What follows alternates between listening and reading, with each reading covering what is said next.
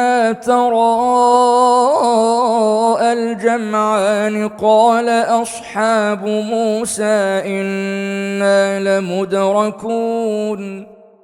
قال كلا إن معي ربي سيهدين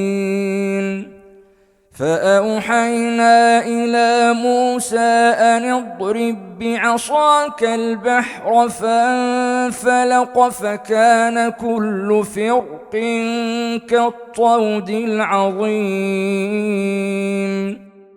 وأزلفنا ثم الآخرين وأنجينا موسى ومن معه أجمعين ثم أغرقنا الآخرين إن في ذلك لآية وما كان أكثرهم مؤمنين وإن ربك لهو العزيز الرحيم واتل عليهم نبأ إبراهيم إذ قال لأبيه وقومه ما تعبدون قالوا نعبد أصناما فنظل لها عاكفين قال هل يسمعونكم إذ تدعون أو ينفعونكم أو يضرون قالوا بل وجدنا آباءنا كذلك يفعلون قال أفرأيتم ما كنتم تعبدون أنتم وآباؤكم الأقدمون فإنهم عدو لي إلا رب العالمين الذي خلقني فهو يهديني والذي هو يطعمني ويسقيني وإذا مرضت فهو يشفين والذي يميتني ثم يحييني والذي أطمع أن يغفر لي خطيئتي يوم الدين رب هب لي حكما وألحقني بالصالحين واجعل لي لسان صدق في الآخرين واجعلني من ورثة جنة النعيم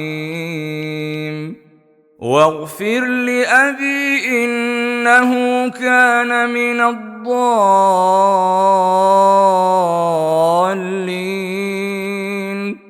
ولا تخزني يوم يبعثون يوم لا ينفع مال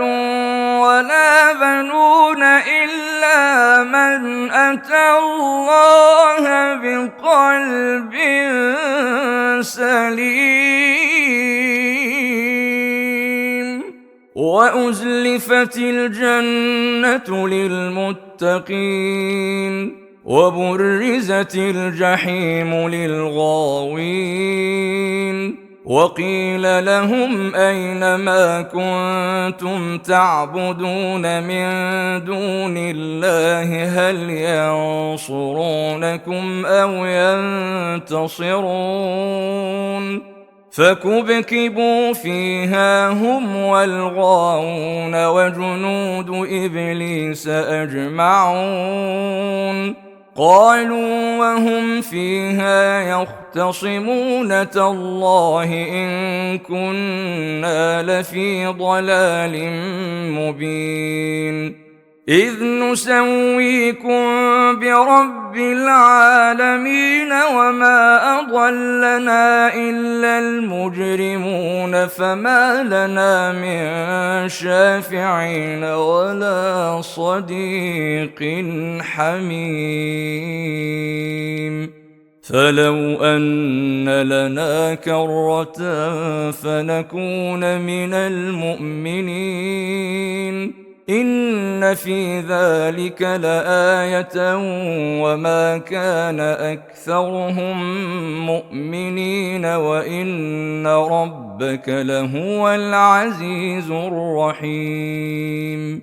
كذبت قوم نوح المرسلين إذ قال لهم أخوهم نوح ألا تتقون إني لكم رسول أمين فاتقوا الله وأطيعون وما أسألكم عليه من أجر إن أجري إلا على رب العالمين فاتقوا الله وأطيعون قالوا أنؤمن لك واتبعك الأرذلون